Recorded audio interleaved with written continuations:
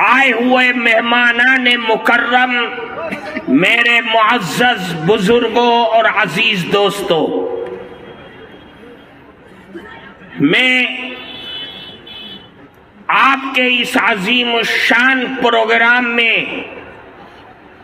آج پہلی مرتبہ حاضری کی سعادت ملی۔ اس سے پہلے یہاں کے ذمہ داروں نے مجھے دعوت دی، بلایا، لیکن حالات نے موقع نہ دیا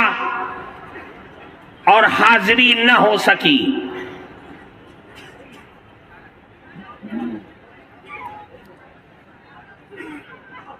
سب سے پہلے آپ سب حضرات کو، جن لوگوں نے اس اجلاس کو بنانے میں، سنوارنے میں محنتیں اور کوششیں کی ہیں اور مالی تعاون اور امداد کیا ہے، میں دعا کرتا ہوں اللہ ان کی محنتوں کو قبول فرمائے۔ اور آپ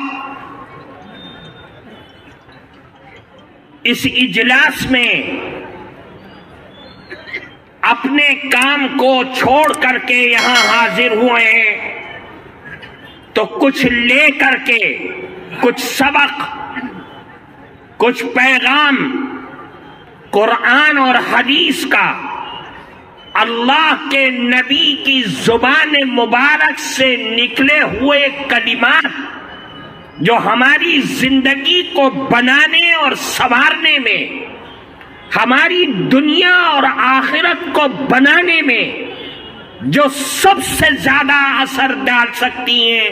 ان چیزوں کی طرف میں آپ کی رہنمائی کرنا چاہتا ہوں۔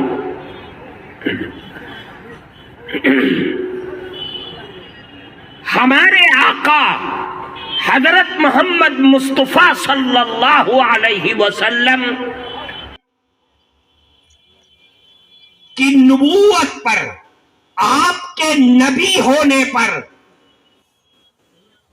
قرآن میں 4 دلیلیں پیش کی گئی ہیں۔ سب سے پہلی دلیل، قرآن کہتا ہے اے نبی، اے محمد الرسول اللہ، آپ کے نبی ہونے کو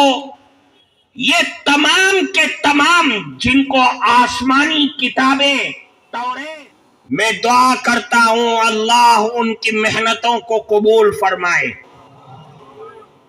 اور آپ